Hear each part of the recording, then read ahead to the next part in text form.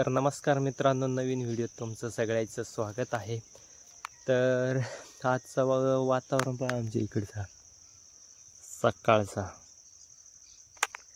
म्हणजे चांगलं वातावरण आहे आणि रात्री पाणी पण झालं आहे। तर आजचा व्हिडिओ असा आहे का, कालच्या व्हिडिओत मी सांगितलं होतं का बा पाणी जर पडलं तर मग आम्हाला तांबोटीला नेलं खत घालायचं आहे। तर रात्री बऱ्यापैकी पाणी पडलं आहे। आता मी वांग्यात आहे खत घालायचं आहे। तर असं घालायचं आहे का, जे तांबोट्याला आहे ना तसं टाकायचं आहे आणि वांग्याचे आहे ना त्याला टाचं घालून खत टाकायचं आहे। तर आता टाचं, आता आमच्या इकडे तर टाचं सांगत आहे, पण तुमच्या इकडे काय सांगत आहे मला कमेंटमध्ये नक्की सांगा। आता टाचं कसं घालत ते ना ते तुम्हाला दाखवते। तर हे आहे आपलं वांग्याचं झाड, तिथून म्हणजे मोजून 4 ते 5 बोटाच्या अंतरावर ना इथं असं खड्डे खणायचे आहेत, म्हणजे टाचं घालायचं आहे। आता इथं म्हणजे त्याच्यामुळे पा या ज्या मुळे आहे ना, आता इथं हे खणलंय ना, तर आता खत जेव्हा टाकायचं राहील ना तर डायरेक्ट हे खड्ड्यात टाकायचं आहे। आता त्याचा फायदा असा आहे, आता हे ज्या मुळे आहेत ना तर डायरेक्ट खत जेव्हा त्याच्यात पडेल ना का त्याचा जो खत राहील ना तो डायरेक्ट मुळ्याला पोहोचेल। आता वर जर इथं समजा आपण या ठिकाणी जर असं खत टाकला तर ते मुळ्यापर्यंत पोहोचायला ना टाईम लागेल।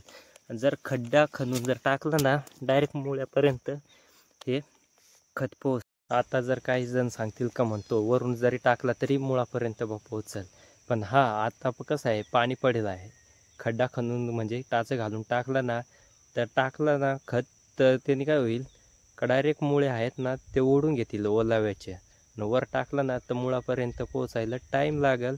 आणि त्याच्यानंतर वर थोडाफार गवत आहे ना, वर टाकला तर मुळापर्यंत जासपर्यंत इकडं निमात गवतच घेईल ओढून। त्याच्यामुळं खड्डा खणून टाकला ना डायरेक्ट मुळे आहेत ना ओलाव्याचे ना सगळं वर ओढून।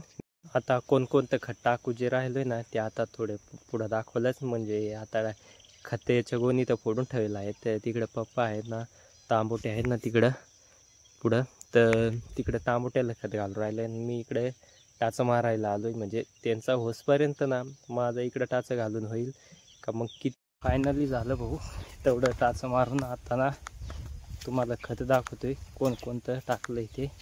आता इकडचं या तो वांगे, चला आता घरी जाते।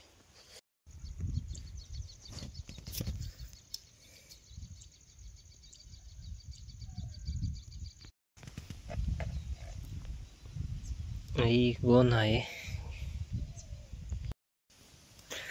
हे असं खत टाकेलं आहे एवढं, म्हणजे